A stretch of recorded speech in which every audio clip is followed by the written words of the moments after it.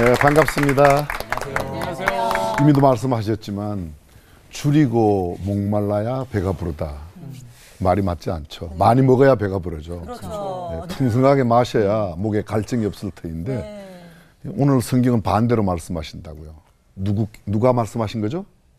예수님께서. 네. 예수님께서. 그럼 예수님께서 하신 말씀이 틀린 말은 아니잖아요. 그죠? 네. 그럼 도대체 어떤 의미인가 우리가 깊이 한번 생각해 볼 필요가 있다는 거죠. 예수님 말씀하신 의에 줄이고 목마른 자는 복이 있다고 말씀하셨어요. 도대체 여기서 줄이고 목마름이 뭐냐? 우리가 알고 있는 그대로 해석하시면 됩니다. 시편 42편 1절에 보면 목마른 사슴이 시냇물을 찾기에 갈급함 같이 내 영혼이 주를 찾기에 갈급하나이다. 바로 이 모습이 목마름과 여기에 우리가 갈증을 느끼고 있는 그 모습, 성경이 말하는 주림의 모습, 그것을 말하는 겁니다. 하나님을 찾기에 아주 갈급하고 하나님을 찾기에 목말라 하는 사람, 그런 사람은 복이 있다는 것이죠. 어떤 복이요?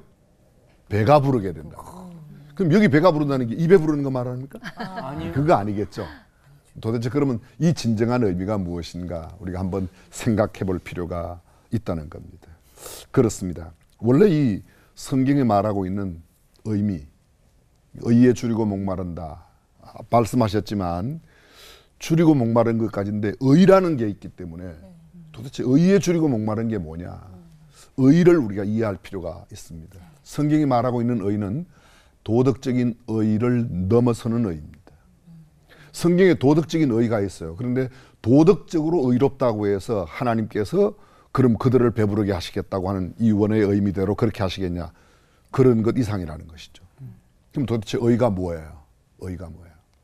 예수님과의 나와의 관계가 늘 갈급함으로 예수님과 나와의 관계가 정통한 아주 잘 바르게 되어 있는 그런 상태에 있으면 그 사람은 모든 삶에, 여기 배부르다는 것은 만족하다, 내게 모든 삶에 풍족하다, 넘친다, 그런 뜻이죠. 그렇습니다. 이 땅에서 의롭게 사는 것도 필요해요. 그러나 그것보다 더 중요한 것은 주님과의 관계에, 내가 주님 안에 있고 주님이 내 안에 늘 계셔서 주님과의 관계가 올바르게 되어 있지 않으면 세상에 아무리 먹을 것이 많고 내 창고가 넘치고 내 냉장고에 먹을 것과 마실 것이 풍성해도 나는 여전히 목마르고 나는 여전히 갈증 가운데 있는 겁니다. 무엇을 마셔도 그렇습니다. 바다 가운데서 바닷물을 아무리 마셔도 갈증만 더 일으죠. 맞아요. 홍수 가운데 물이 많이 지나가지만 마실 수 없는 물, 내게 아무런 의미가 없는 것입니다. 세상에 두고 갈 것, 가지고 가지 못할 것, 그것이 내게 풍성하다고 해서 내가 풍요로운 삶이냐? 결코 그렇지 않습니다. 근데 세상에 많은 사람들은 그것을 부러워해요. 예수님이 말씀하시는 거 그게 아니라는 겁니다. 세상에 아무리 풍성하고 아무리 많고 아무리 넉넉해도 내가 창조주 하나님과의 관계, 예수님과의 관계에 정확한 관계가 되어 있지 않으면, 거기에 밀접한 연관성이 없다면 그것은 결코 너의 삶은 배부름이 없다, 만족함이 없다, 그런 뜻입니다. 최근 인터넷의 매체 가운데서 발표한 내용으로 사람들이 좋아하는 음식 6가지를 발표했어요. 첫 번째가 뭔지 혹시 아십니까?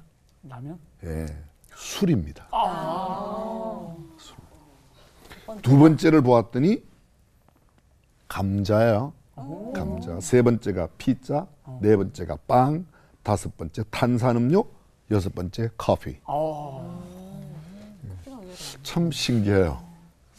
근데 이거 아무리 술 마신다고 해서 배부른 것 아니에요. 감자 살만 찝니다. 이거 탄수화물이 많아서. 네. 커피 뭐 좋아하는 분이 많이 계시지만 커피가 우리의 주식은 아니잖아요.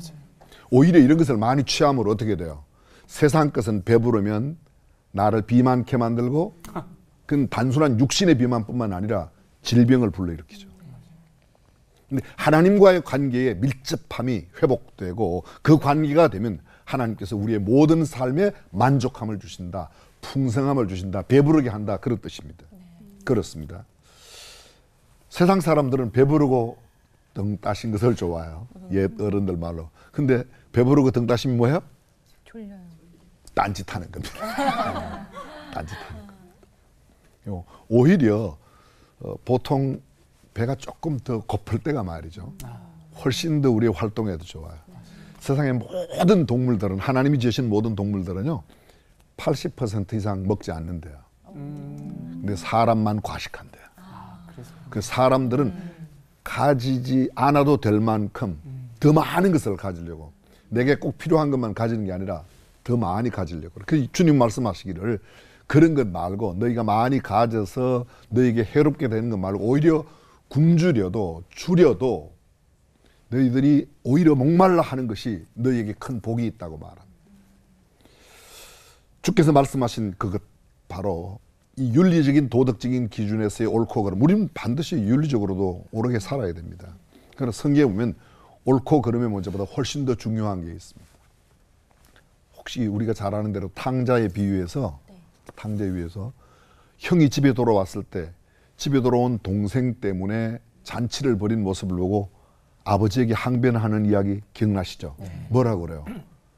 나는 아버지를 위해서 열심히 일하고 했는데 나와 내 벗들을 위해서는 염소 새끼 한 마리도 잡아준 적이 없는데 아버지의 재산을 창기와 함께 먹어버린 이 아버지의 아들이 돌아왔는데, 여기 중요해요. 동생이라고 말하지 않아요. 아버지의 아들이 돌아왔는데 어떻게 살진 송아지를 잡고 새 옷을 주고 가락지를, 이렇게 큰 잔치를 베풀 수 있는, 틀린 말 있어요? 없어요. 다 옳아요.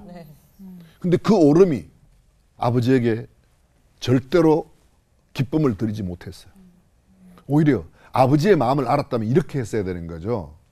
큰아들은요, 아버지 제가 올해는 농사를 못 짓더라도 동생을 찾아 나서겠습니다. 아버지가 이렇게 애타게 기다리시는 그 동생, 어디에서 무엇을 하는지, 혹시 어떻게 됐을지 모르는, 제가 그게 훨씬 더 중요하다는 거예요.